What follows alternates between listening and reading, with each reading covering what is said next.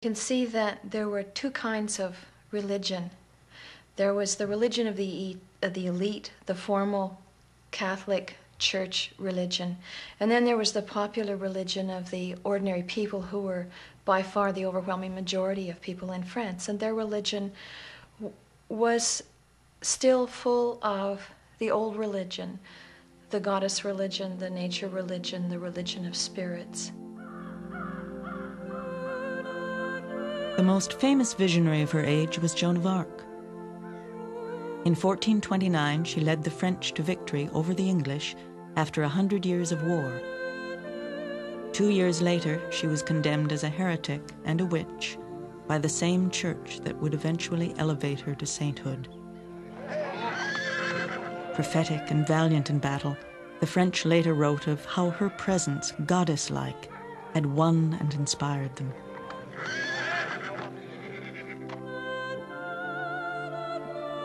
A magic tree, a hilltop shrine, and a sacred spring in the countryside of France all played a part in Joan's early life. It was here she first heard the voices that would help her lead the French to battle. Joan gave her voices the names of Catholic saints, but her faith was deeply rooted in the old religion. She claimed that her voices gave her an authority greater than that of the church.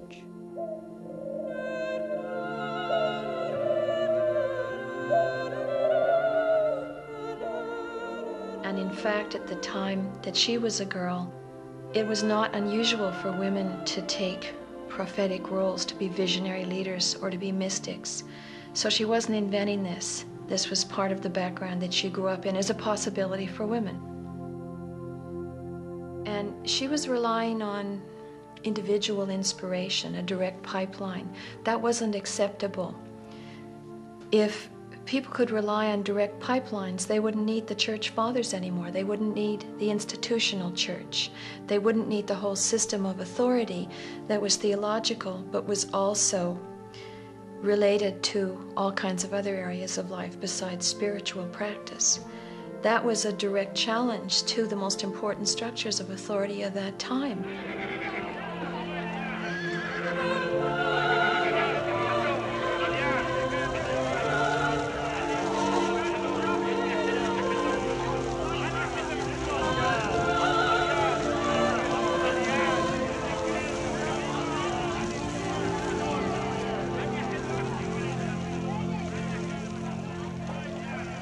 By Joan's time, the church was increasingly rigid. It was increasingly on the defensive. And it got more and more doctrinaire, more and more concerned to quash dissent, to quash difference.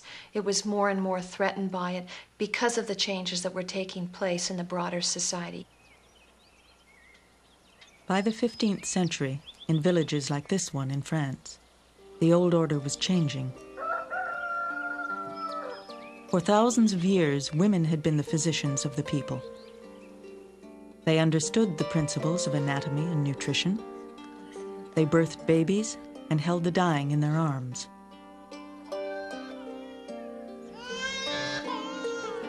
Priests fumed as the village wise woman received the honor and gratitude the church claimed for God alone. The witches, the wise women, the healers, were always also the counselors. It's like a whole other tradition of knowledge and learning that has been suppressed because it had political implications. The Inquisition announced that no one did more harm to the Catholic faith than midwives. They eased the pain of labor, God's punishment for Eve's sin. They interfered with God's will through the use of birth control and abortion.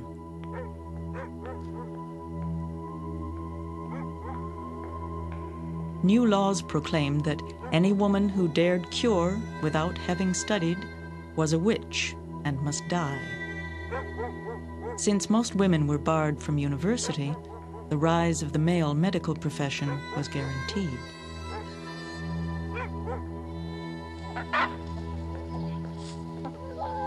Women continued to practice, but now they did so in fear of their lives.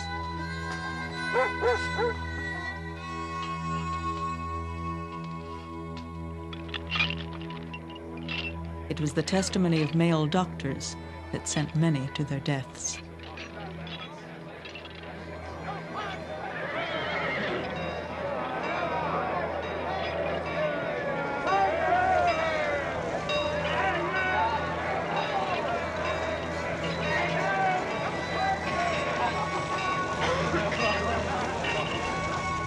The witch burnings were a way to take control of women's powers of reproduction, which of course includes sexuality, and women's powers over reproduction, which could include midwifery, contraception, abortion, women's control of women's bodies and reproductive issues. This is part of a process of housewifization, of domestication of women that took place over several centuries, but it began in the same period as the witch burnings.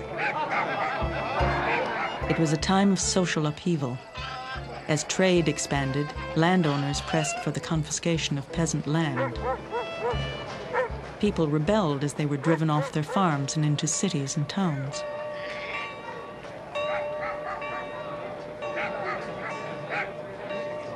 Those who demanded reform were branded enemies of God. Charges of witchcraft followed hot on the heels of peasant rebellions. Repression increased. Anyone considered helpless, mysterious, or aberrant was victimized, and punishments became public spectacles. Many suffered, but women suffered most of all. Those who spoke out wore the mask of shame.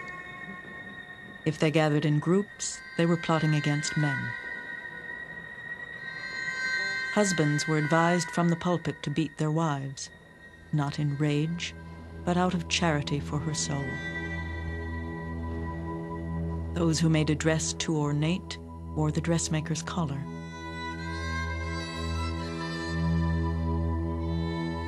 Those who fell asleep in church, the rosary necklace. Others faced the ducking stool.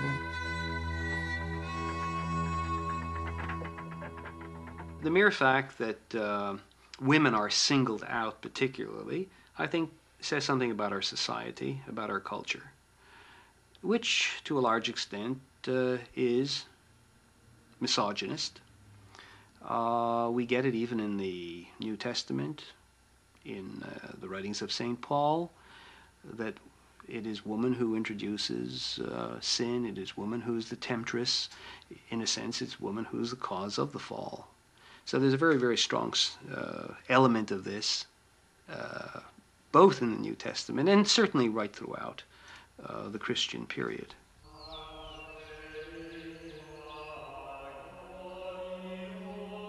Guilt and sin were now part of every Christian's life. Sexuality was no longer a gift, but the root of all evil, and woman was the obstacle to man's holiness. From every pulpit, celibate priests declared that the end of the world was at hand. The pious would go to heaven, the wicked would burn in hell. St. Thomas Aquinas wrote that next to contemplating God, the greatest pleasure for the blessed ones in heaven would be watching the tortures of the eternally damned.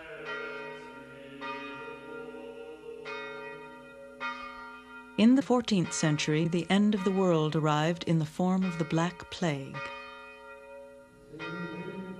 It was followed by a series of epidemics that swept across Europe for the next 200 years.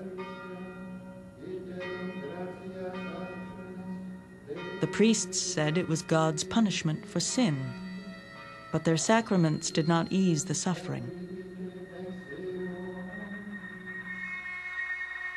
People turned to the village wise woman in search of help and comfort. Peculiar things happened at the end of the 15th and beginning of the 16th century. Namely, it would seem that the female population increased more rapidly than the male population.